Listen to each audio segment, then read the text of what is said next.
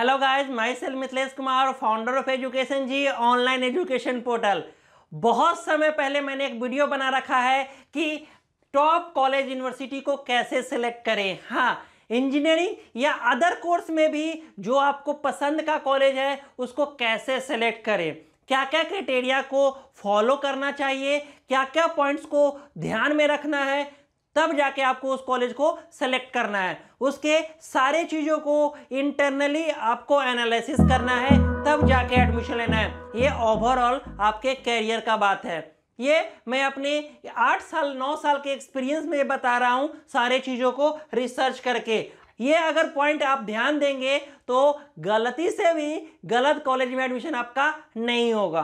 हाँ, क्योंकि colleges engineering other courses के सारे कॉलेजेस बहुत सारे अवेलेबल है, तो कैसे आप सेलेक्ट कर पाएंगे, ये बहुत ज़्यादा कंफ्यूजन होता है। तो मैं ये पॉइंट आपको बताना चाहूँगा जिसको अगर आप सही से सेलेक्ट करेंगे तो आपका बेस्ट पॉसिबल कॉलेज में एडमिशन हो सकता है। आप यहाँ देख सकते हो फैकल्टी ऑफ इंस्टीट्यूशन। यस, ये प्राइमरी होना चाहिए, आपको प्राइमरी पहला चीज़ ये होना चाहिए। हाँ, प्लेसमेंट, यस, ओवरऑल आप क्यों चाहते हो प्लेसमेंट के लिए, करिकुलम कैसा है, उसका रैंकिंग कैसा है, लोकेशन कैसा है, एक्स्ट्रा करिकुलम एक्टिविटीज हो रहा है या नहीं हो रहा है, international types, record of alumni, atmosphere उसका कैसा है हायर स्टडी के लिए, स्टैंडर्ड ऑफ क्राउड क्या है, उसका रेपुटेशन क्या है, और आपको फी स्ट्रक्चर और इंफ्रास्ट्रक्चर क्या है। ये सारे पॉइंट्स को आपको ध्यान में रख के कॉलेज यूनिवर्सिटीज का सिलेक्शन करना है। अब हम लोग थोड़ा सा बात कर लेंगे फैकल्टीज के बारे में। देखो, फैकल्टीज का ध्यान इसलिए रखना है कि उनका क्या क्वालिफिकेशन है, क्या वो पीएचडी होल्डर्स है कि नहीं, या नॉर्मली बीटेक करके ही आपके कॉलेज में पढ़ाने लगे हैं, तो वो सही चीज़ नहीं है। पीएचडी होल्डर्स होने चाहिए फैकल्टी में। रेगुलर आपको वहाँ पे जो फैकल्टी है वो ऑप्शन देंगे, आपको ट्रेनिंग देंगे कि आगे आपको क्या करना चाहिए। तो फैकल्टी, अपडेटेड फैकल्टी वहाँ पे होने चाहिए, तब जाके मज़ा आपको कॉलेज यूनिवर्सिटी में पढ़ने में आएगा। क्लियर है? हाँ, आप देख लेते हैं रिकॉर्ड ऑफ एलुमिनाई।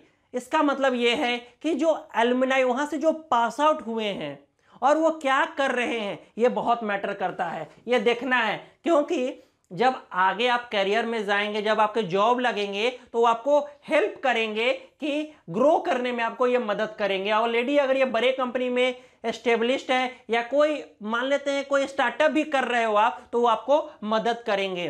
तो स्ट्रॉन्ग एलुमिनाई होना ज़रूरी है।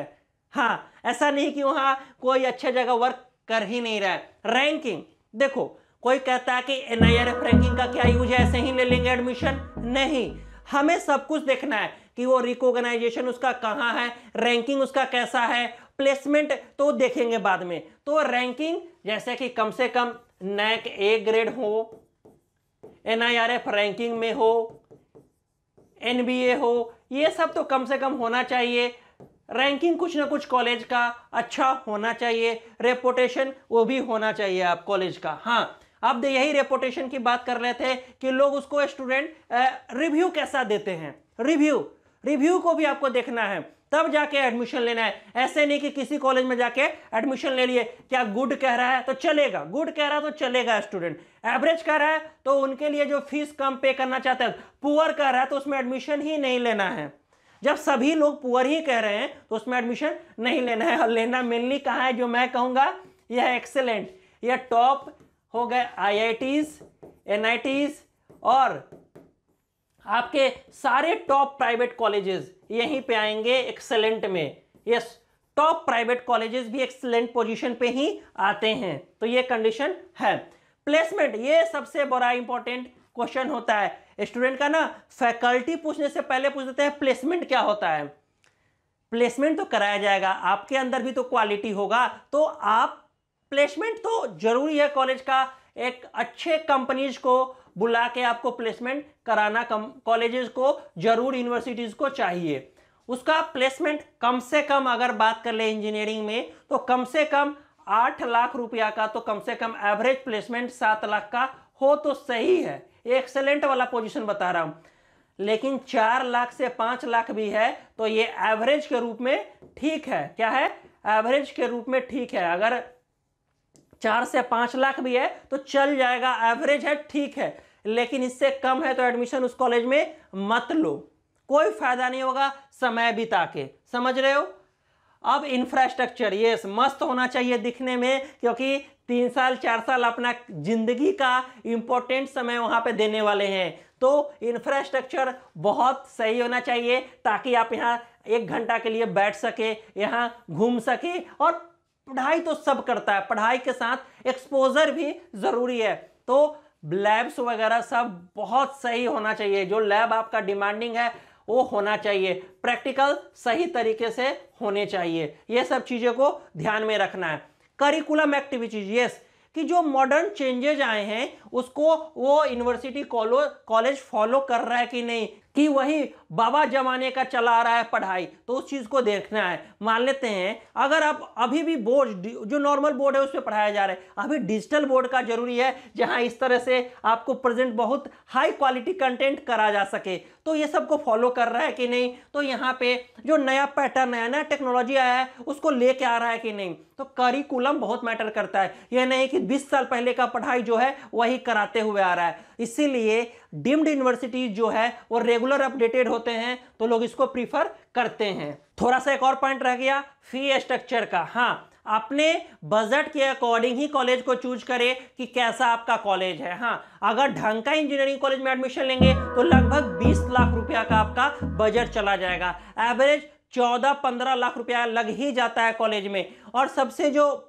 डाउन होता है, आप बिलो एवरेज कह सकते हैं, उसमें 7 से 8 लाख रुपया लग जाता है। लेकिन वैसे लोग जो 3 लाख 4 लाख रुपया खर्च करके बीटेक करते हैं और तब कहते हैं कि बीटेक ही खराब है, तो ऐसा नहीं है। आप ऑलरेडी गलत जगह पे चले गए थे, गलत कॉलेज में एडमिशन ले लिए थे, इसीलिए आपका कुछ नहीं हो पाया और आपने भी कुछ नहीं किया, तो दोनों मिला के शून्य, 0 पे आउट हो गए।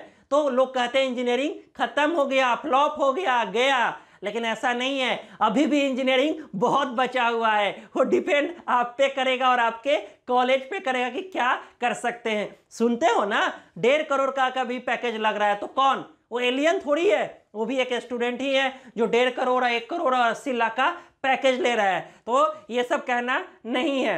हाँ, और एक और मैं जब बार बार जब बोलता हूं स्टैंडर्ड ऑफ क्राउड का स्टैंडर्ड कैसा है, क्या किस तरह के लोग उस स्टूडेंट उसमें पढ़ाई कर रहे हैं, क्या वो एंटरप्रेन्योर करना चाहते हैं, जॉब लेना चाहते हैं, गवर्नमेंट जॉब में जाना चाहते हैं, तो ये स्किल वाइज उसको देखना पड़ेगा क्राउड का स्टैंडर्ड क्या है। पॉइंट समझ रहे हो? ऐसा नहीं हो कि जाके जंगल में जाके एडमिशन ले लो। इसलिए मैंने बोला था लोकेशन एक सही जरूर सिलेक्ट करना। हाँ, और एक्स्ट्रा करिकुलम एक्टिविटीज जैसे कि बात कर लेते थे कि इवेंट्स वगैरह कॉलेजेस में एक्स्ट्रा आपके हो रहे हैं कि नहीं, तो एक्स्ट्रा करिकुलम एक्टिविटीज भी रेगुलर उस कॉलेज यूनिवर्सिटी में होना चाहिए। तो ये सारे पॉइंट को आपको ध्यान से देख के ही कॉलेज का सिलेक्शन करना है। अगर फिर भी कोई डाउट रहता है तो आप हमारे एक्सपर्ट से भी बात कर सकते हैं, वो आपको पूरा गाइड कर देंगे कि किस तरह से कॉलेज सिलेक्शन हो सकता है। और ये नॉट ओनली फॉर बीटेक है, ये आप सारे जो कोर्सेज में एडमिशन चाहते हैं सारे कोर्सेज के लिए ये वैलिड पॉइंट्स हैं। हाँ, ऐसा नहीं कि सिर्फ ये इंजीनियरिंग के लिए ही मैंने बताए हैं। इसीलिए आपको ध्यानपूर्वक कॉलेज को सिलेक्ट करना है ताकि कैरियर खराब ना हो। और एडमिशन जो है, जो स्टडी है, वो एक बार ही एक कोर्स में करना है। इसीलिए बड़े जिम्मेदारी से आपको कॉलेज को सिलेक्शन करना है। होप सो कि वीडियो अच्छे लग रहे हैं। मिलते हैं अगले वीडियो में। Bye, take care, see you again.